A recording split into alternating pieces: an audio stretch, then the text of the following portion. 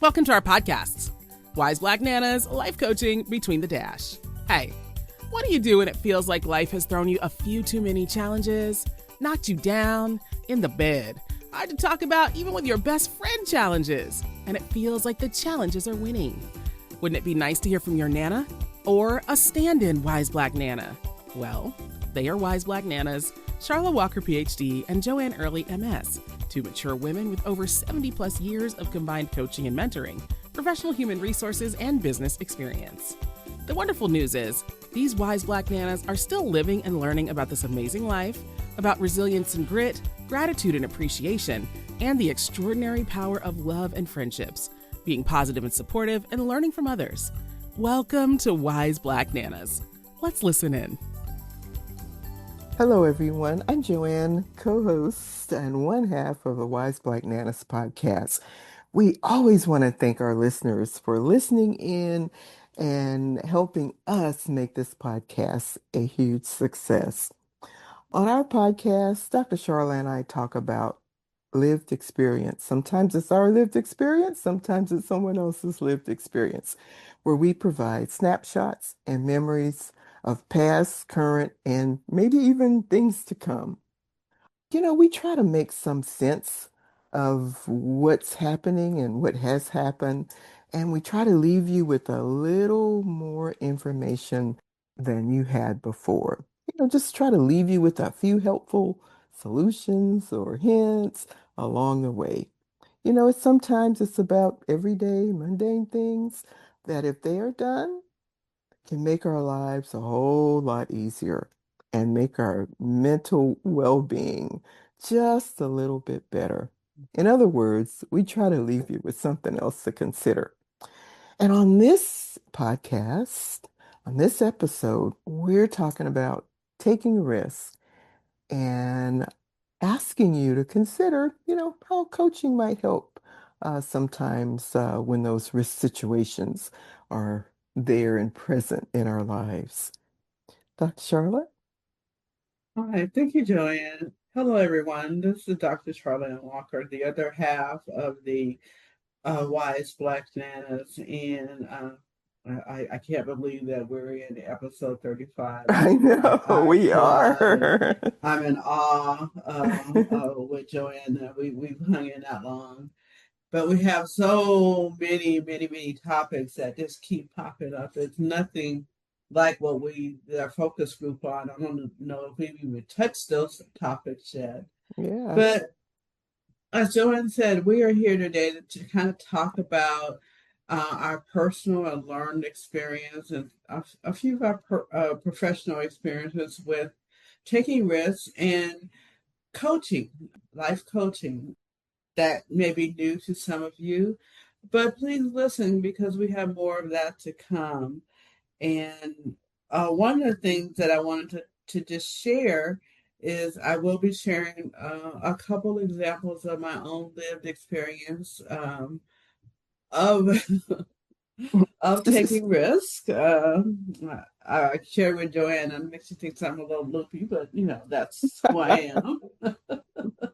So, in preparation for that, what I'd like to do is just kind of give you just a brief definition of, what the dictionary defines as risk. And it talks about risk as the uncertainty of an outcome, representing the position of loss of an event or an accident. And what I mm, wanted to say about is not necessarily about the loss um, or an injury. It's more about my experience. It's about the personal, what self, the well-being, self of yourself, and how that works when you either take a risk or you fail at a risk, and how you recalibrate that and make it successful. So, at that note, I think yes. Joanne has a few words that she wanted to say about that. Yeah, thank you. So just that very definition itself, uncertainty of an outcome or a possibility. that is loaded with, just exactly what happens and what sometimes causes us to what we call being stuck, in a situation and why we can't move, why we can't move forward. And sometimes we're just afraid, fear is crippling and fear can cause us to have that feeling of being stuck. Heck, sometimes we're afraid of the outcome, the very outcome. It might be a hugely successful outcome, or it might be what we look at as not so successful, as a failure. And sometimes we often don't think that there are many, many lessons to be learned when something doesn't turn out the way that we wanted it to turn out. But sometimes we don't look at it that way. We are just get stuck on you know how it is, Dr. Charlotte, we get stuck on, oh, I failed. That didn't work out. That was a terrible outcome or whatever. And we just have difficulty sometimes moving, out, kind of out of that space. It's like a record player that keeps playing in your head over Yeah. and over and Yeah. over again. Yeah, yeah, and we just don't look at, okay, really dissecting that whole situation to figure out, okay, how can we move on from here? And what are some good things we can take, from that. So there are all kind of reasons why we're really, really nervous and hesitant to take risks when lots of times it is the very best thing for us. Sometimes it's just plain old procrastination. You guys have heard before that I'm a big procrastinator. So sometimes I just, need some help, whether it be my own self-talk or, a little bit of guidance or a little kick from someone else, to kind of get me going. And a lot of times we are hesitant to, kind of challenge. It could be negative or positive beliefs that we hold. And if we think, okay, I'm going to step out here on faith or step out here and do this thing, it may offer us an opportunity to, embrace some other beliefs or maybe to reinforce some positive beliefs that we currently hold. So there are just a whole lot of reasons why we are hesitant many, many times to take some risk. So some of the things that Dr. Sharla and I talk about are, major things that's happened in our lives, major moves that we've made, job changes, starting businesses, or even starting this podcast. We go back and forth all the time around. Gee, we never really thought it would, that we'd still be around. And here we are at number 35, and a few years later than when we started having these conversations. But did you ever really think about, what risks we were taking and what risks we take every time we do a podcast? We wonder whether or not, are we still going to have listeners? Do people still care what we're talking about? We kind of face a kind of a little analysis thing that we go through periodically around, the risks that we're taking. Should we be doing something else with our time? Hmm. Um, and we get a lot of positive feedback from our listeners, and it helps to kind of boost us on, to the next episode, the next program that we're working on. So it's in everyday things that we do. Maybe not everyone, wants to start a podcast, or maybe you do. Maybe you do want to start a podcast. So we're certainly here to tell you that you can do it. You really can do it. You just have to believe in yourself. Be sure to do your research, because we talk about that all the time, don't we, Charlotte?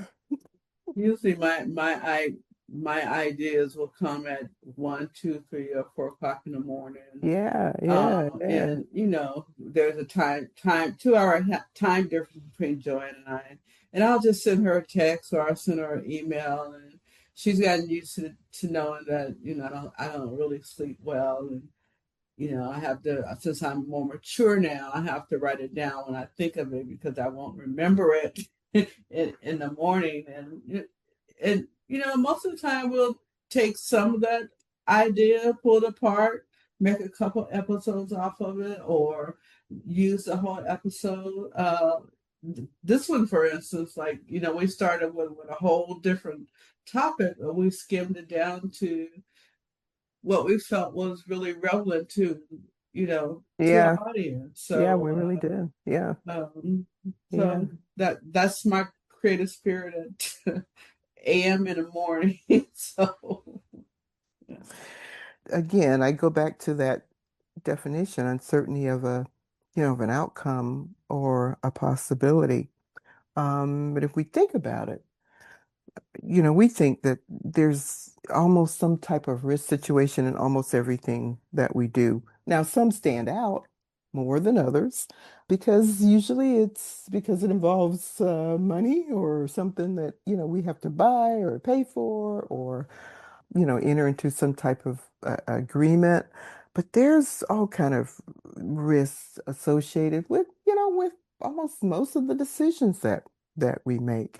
We go through that trying to decide, should I or shouldn't I, or shouldn't we, or, just in trying to first talk ourselves into, doing things or considering other situations. It could be something that we're again getting ready to purchase. It could be a situation going on in our lives, maybe a particular situation that you're involved in that you need to make a change on. We've already talked about the possibility of, starting a business, changing jobs, moving, relocating, especially Yes. to a place that you've never lived in, or perhaps you lived there in my situation, when I moved to Florida, I'd grown up in Florida. So for years and years and years, my sister and I had talked about, wouldn't it be neat to kind of go back and live there as adults? Because we both moved away early in our lives and we never returned. So we just thought it would be just a really interesting thing to do. So we set out on that path. And in our cases, it didn't work out. It didn't work out. It didn't prove the best places for us to live as adults. But we took a risk and made a decision to give it a try because, didn't really want to wonder for the rest of our lives, well, what if we had done that? What might have Yeah. happened? What ifs? And so we can answer the what if questions now. We can certainly answer the what if questions now. And I think probably if both my sister and I would have a lot of responses to those what if questions. But anyway, moving your household and just changing your life uh, huge, huge way like that is a major risk. And that is something that I would say to anyone, don't not do it, because you're Right. afraid of what the outcome might be, but really do your research, really look at it. Maybe even if you have a chance to live in the place for a while before you make your move, would be some advice that I would give, because visiting somewhere is not quite like living there.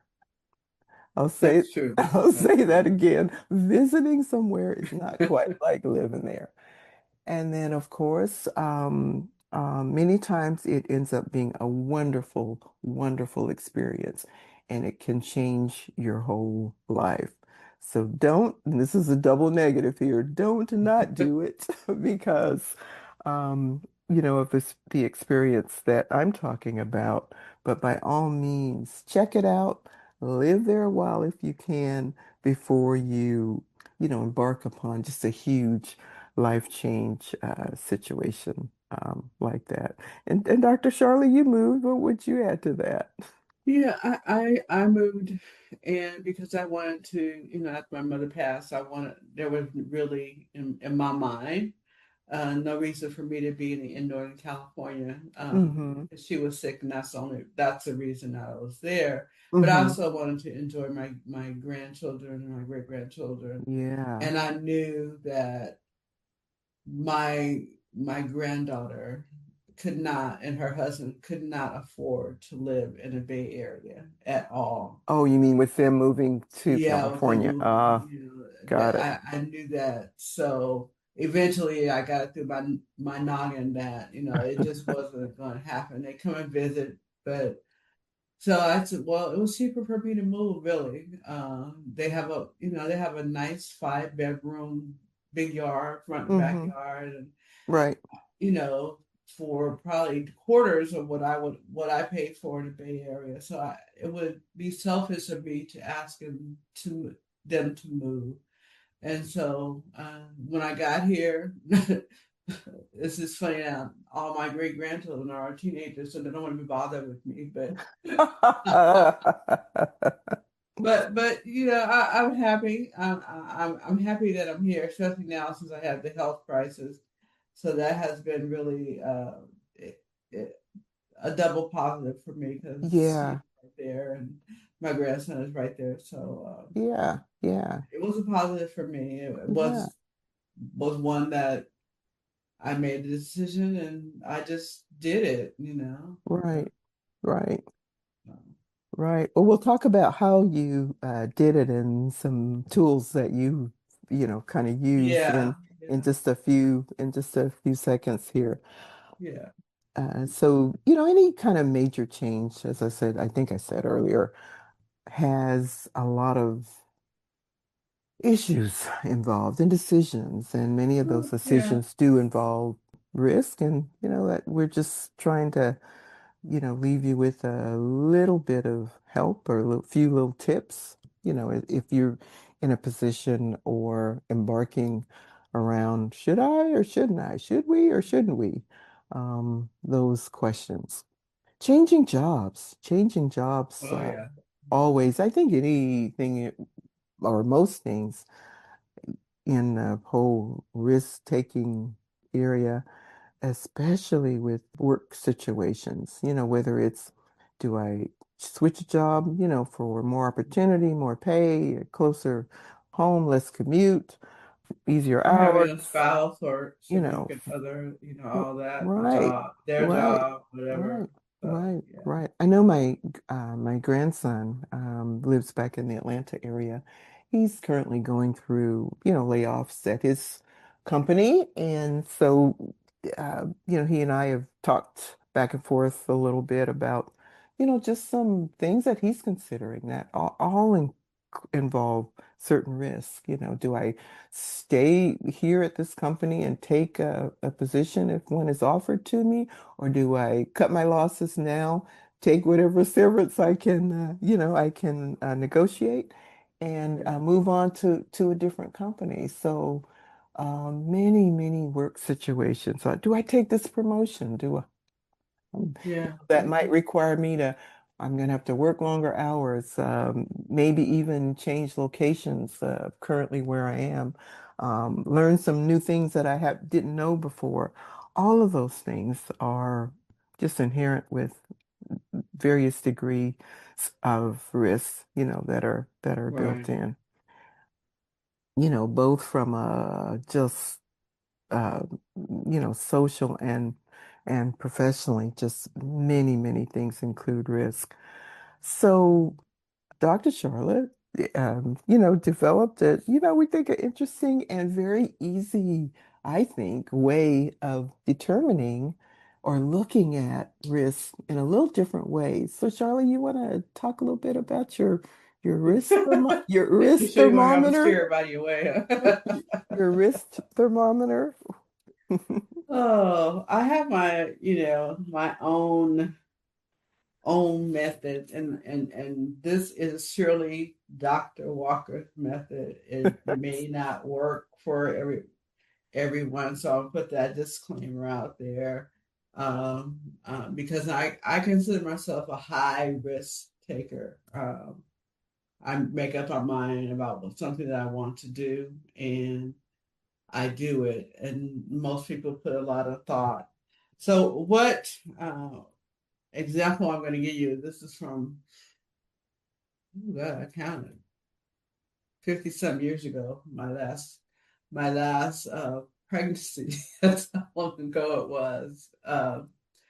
And This is a personal risk that I took. My method that I use is I call it planning, making a decision, risk temperature, task, after action review. And if it's successful, I go back to planning, and I'll explain that as I go, where each one fits. So I won't take too long to do that. I was on, well, I don't know what it was called. We weren't called leave at that time because it was so long ago. We didn't have FMLA or whatever. But I was 8.5 months pregnant, and I had heard that there was going to be a job posted. That's how things went in my particular occupation. But I was still out on leave. So I went to the doctor. The doctor said I had about 2 to 3 weeks before I would have birth. And Uh-huh. that just didn't work for me because I needed to be back to work at least 2 weeks so that I could apply for this position. So I decided, I had heard that if you get on a motorcycle and you had that person go really, really fast a couple of times, that you would go to the hospital that next day. So I can't remember who told me that. So I decided that was my plan. So that was my plan. I knew a couple of people who had motorcycles, and I called one up, and of course he would not touch me because I was pregnant. But the other one was a little bit more like joyrider. So my decision was to get on the back of his motorcycle, and we kind of rode the neighborhood for about half an hour. Um, and I got off, um, and I felt fine. And my just, when I got off, I'm, tired, went to bed. About 1 o'clock in the morning, the next morning, I went into labor.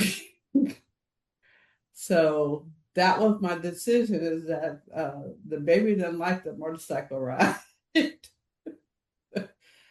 But I did deliver within a couple hours, about 4:30, I think. And at that time, my wrist temperature was at a +10 because I was scared, but I was also excited that this was happening and I would be able to go back to work in 2 weeks, which was really early, but that's what I wanted to do so that I could be there in time enough for this job to post because I was looking for this position. So that was my risk. And I thought it went well, even though a lot of people thought I was cuckoo, but Yes, including your curse. that was cuckoo. Uh, Yes. and I I don't know if at that time to talk to me about life coaching and being 20 years old, if that and being 20 years old or 21 years old, that would have made a difference in my decision because I was so determined to do what I had to do. So I felt like my review of that was a success. So I just moved forward. So Joanne's sitting here laughing.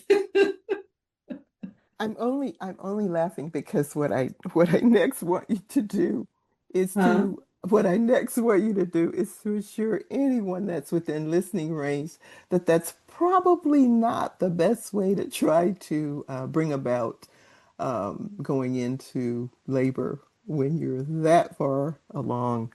or any far along actually. To be on the back of a motorcycle. Um, I, yeah, I'm not that I think you about it. know, I'm sure that it wasn't, it's like every time I hear that story, I kind of cringe but because I it thought, just oh goes my to show you gosh. that that was a risk I was willing to take for something that would change my position in the company, give me Hmm. more money, and help Hmm. me um, rise up with my children, and also give me an opportunity to obtain more skills and knowledge for my next journey. So that was the why the temperature was so high for me. So I Yeah, would and I think that that kind of came through. Now, of course, as you said earlier, this was many, many years ago. There are a lot of things in place, now that, kind of guarantees your work position. Back in the day, we didn't have a lot of these things in place. right. There was no FMLA or anything like that. Right. Nothing that guaranteed your job. And you were expected to come back to work, in a few weeks. There was no 6 or 8+ weeks or 3 months leave, and a lot of things that, because the laws have changed. Thank Yeah, goodness for that. So that, that you don't feel like you would have to necessarily put your life and maybe your unborn child's life at risk, because there are some protections in place, to help. But there was a time, and it wasn't a long, long time ago, that women like Dr. Sharla and like right. me that had children, that we didn't have those guarantees in place. So it causes you, depending on the circumstances and the situation, it causes you, to maybe do things that you wouldn't dare do at other times, because you had, or you felt like you had no choice to protect your job, to protect your livelihood.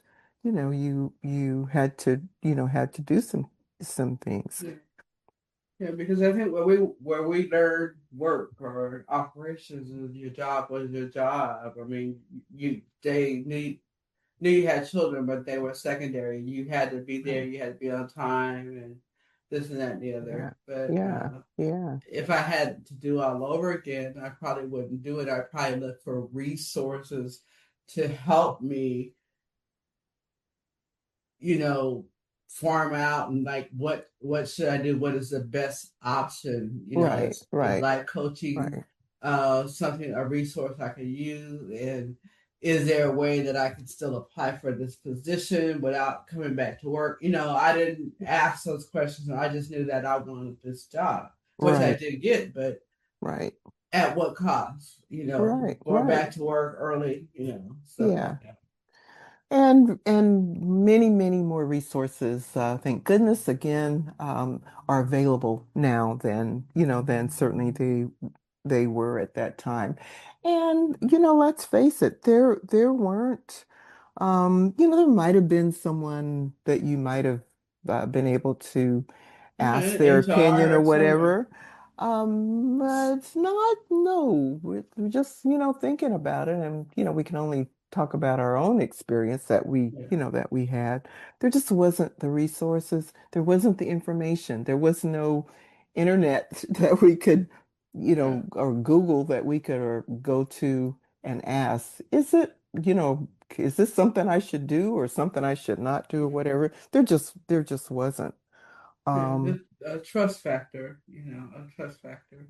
So for me, well, you had to trust in yourself and yeah, trust in, and thank goodness, you weren't injured, and the the baby wasn't injured.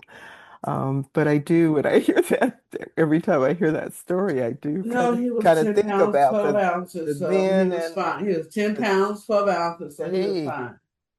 and was probably definitely ready to come on and Oh, yes. greet the world. Absolutely, absolutely. So, we mentioned that certainly in today's world, that we all have lots of options. Thank goodness we have survived to this point, that we live in a world where there's a lot of help, there's a lot of resources, there's a lot of information that is available. And again, one of the things that we're asking you to do or um, proposing that you consider is, try coaching, try looking Yeah. for help, try looking for a process with someone that allows you to, and this is what coaching does, it allows you to, kind of find the answer within yourself. And be safe asking the question, Yeah, it's asking a, the question. Some people don't yeah, feel safe just right. asking the question. Right, right. Yeah, it allows you an opportunity or someone through dialogue, through conversations back and forth, to say out aloud what the issue is, what the situation is that you're dealing with. Because sometimes because that fear kind of grips us or we're hesitant to talk about it or, we don't want to say things out loud. But what happens when you start talking about, I think I'd like to start a business. So I'm thinking about moving to a different area. When you start saying it out aloud, it becomes more real. It becomes Yeah. more real and you start to feel compelled to move it further or do something about it. Coaching helps you reach that place where you take some action and helps you really kind of come up with with the resources within yourself to make it happen. And usually when at least it's my experience, that when we come up with something on our own, we're more committed to it versus someone, kind of suggesting or telling you, well, you need to do this, or you should do this, or you should take this step. Usually, if it's something that we've come up on our own or we've processed ourselves, we feel a lot We better test it. We about it. test it. Yeah, we feel a lot Like you better and I, about we it. test a lot of things. Like you'll write something, I'll say, okay, I don't understand. Can you explain it? Or Moses, me, I don't understand it. And you clarify. Then I get it. So, Right, and that's right. what's good about our partnership is that we are asking clarity questions to make sure that we're on the same page. Yeah, So yeah, that's important. And I think in our work professionally as HR professionals and life coaching, we ask those questions that people yes, may right. not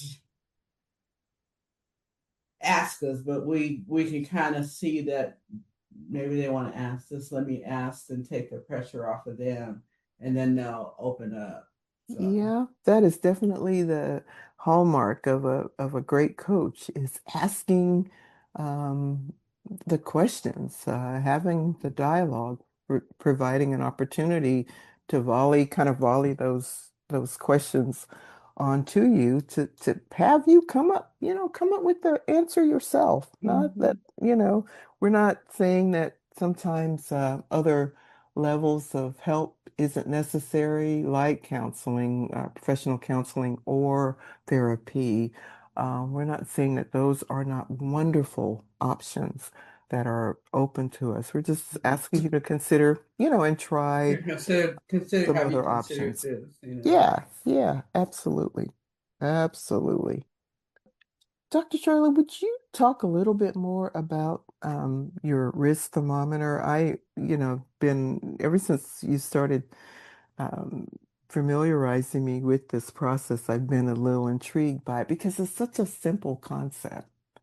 And if we think sometimes, okay, I have so many things, that I'm working on, that I'm thinking about, that I'm dealing with.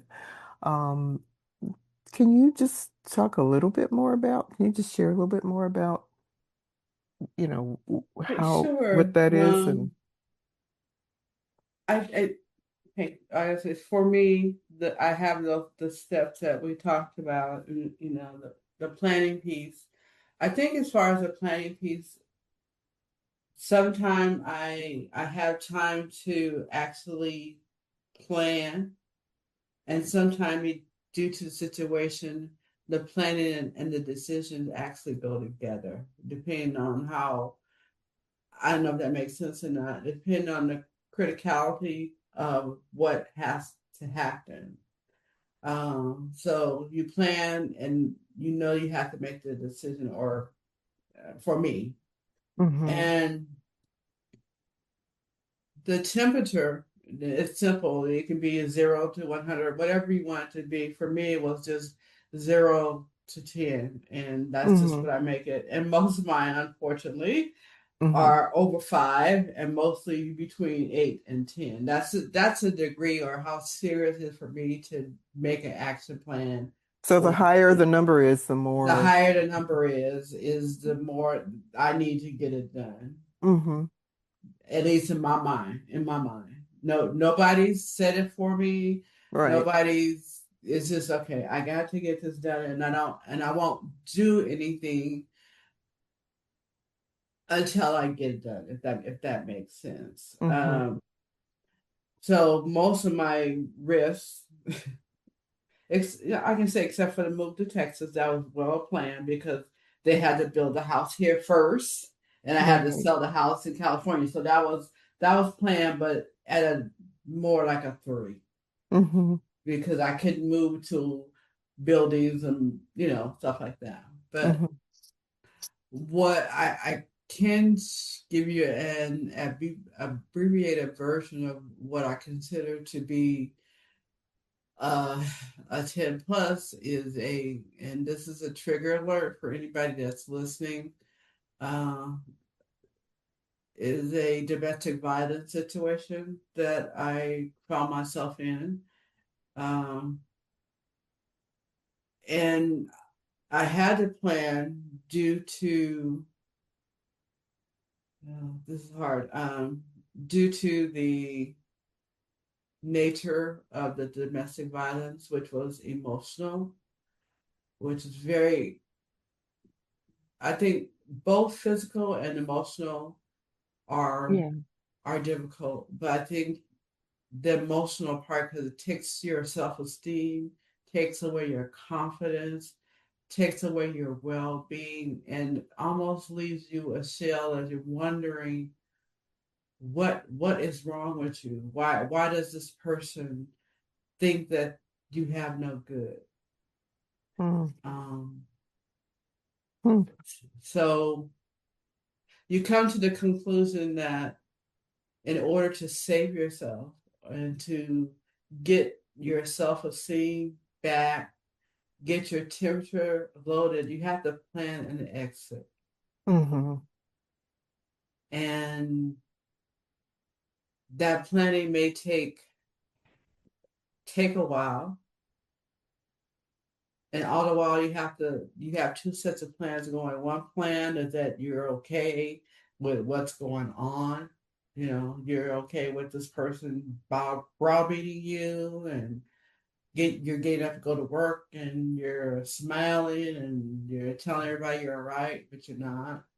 Yeah. And then the other plan is finding a place to escape to and take all the necessary cautions so that you won't be found out, and that the people who are helping you don't put put them in danger.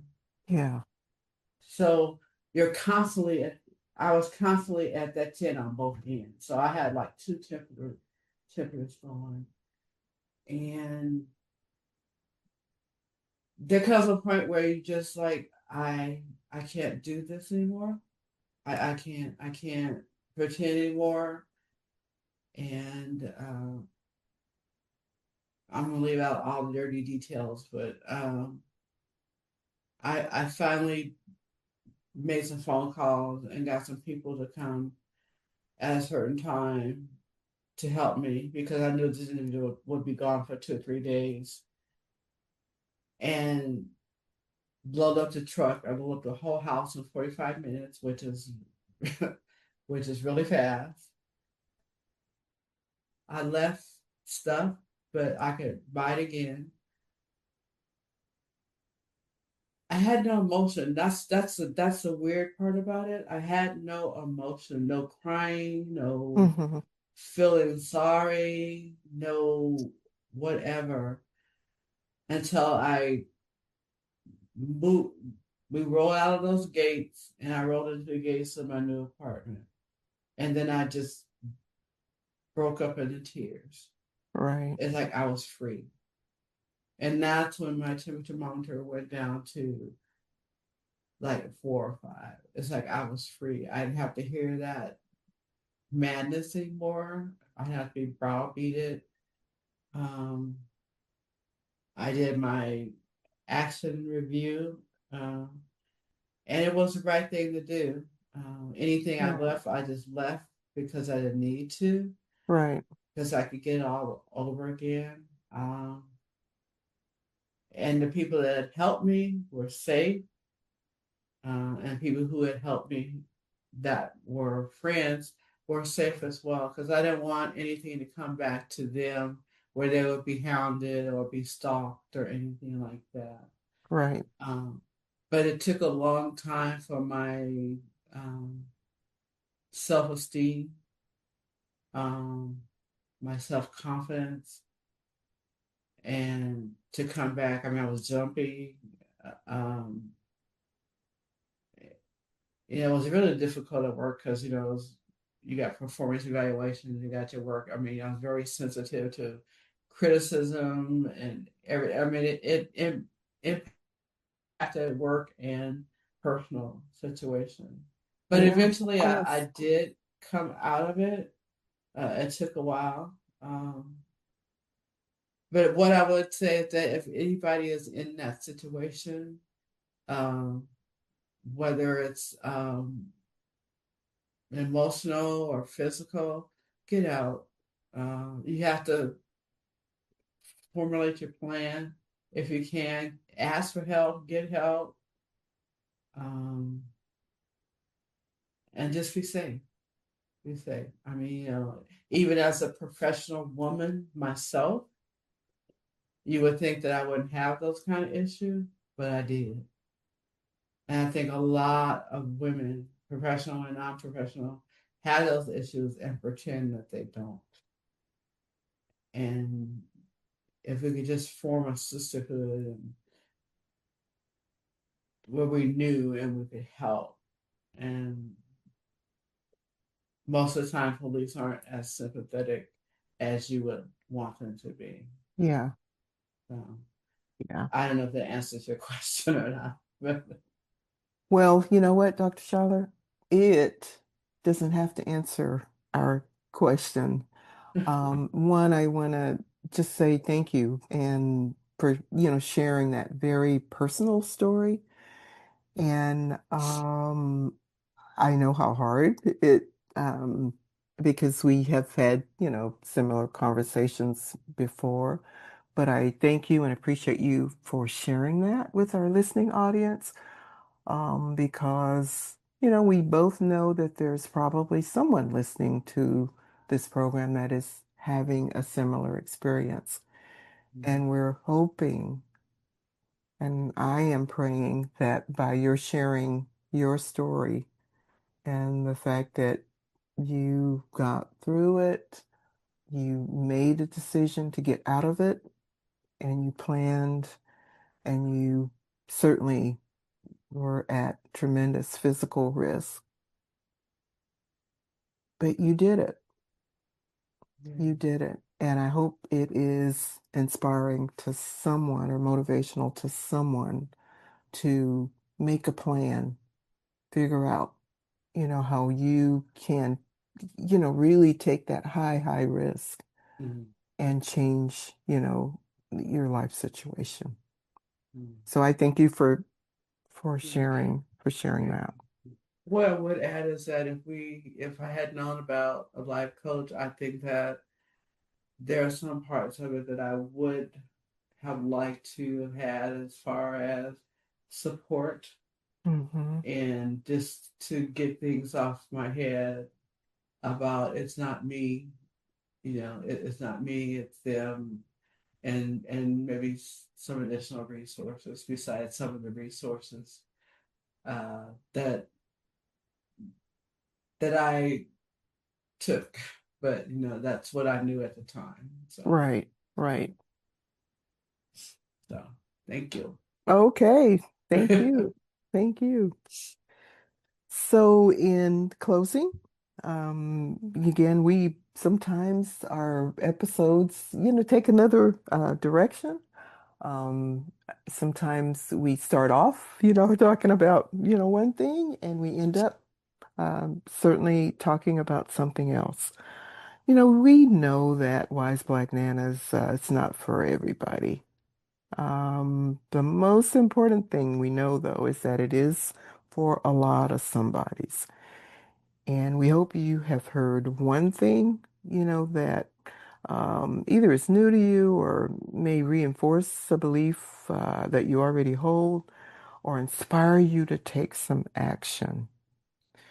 And certainly the action that we want you to consider is if you are stuck in a large or small risk situation, to consider some of the things that we've talked about. Probably talked about them in a little different way than perhaps you've heard them before. But we want you to do your research. If you can use the risk thermometer in assigning, which things should become a priority and which things you want to work on first or second, and also to consider how getting some help, be it coaching, be it counseling, be it therapy, get some help if you just find that you just cannot get yourself unstuck. We just implore you to take some action, do something. And as always, Wise Black Nanas reminds us, be grateful for what we have, all the things that we've already done, we've already achieved, what instead of looking at, what we don't have, what hasn't happened yet. Just consider how good our lives are already. Just be grateful for every aspect of it. Those that came before us and those that will come after us. So our Nanaism for today's episode is from Wise Black Nanas. And it is just to have you think that life is about living. And whether you make changes or take any level of risk is entirely up to you. Only you have the will to break free of maybe chains that keep you stuck. However, once you break those chains, you can see clear the life and the love that you seek. So that's just some thoughts from Wise Black Nanas. So we want to thank you for tuning in and asking you to check out our other media sources, our YouTube channel, our website. On the website, there's a lot of information. Go back, catch up on some of our past episodes. And please subscribe to our program, and you can even donate through our website. So again, we want to thank you for tuning in. Thank you. All right. Thank you for tuning into our podcast, Wise Black Nanas. New programs of Wise Black Nanas are on the 1st and 15th of each month. Listen in as you learn more about Wise Black Nanas, Dr. Sharla Walker and Joanne Early. They are everyday nanas. They are not famous, not celebrities or rich, well, rich in life and its experiences. We want you to come back. Tell your friends. So, look for Wise Black Nanas podcast wherever you find your favorite podcasts. Learn more about them and the coaching services they offer at www.wiseblacknanas.com.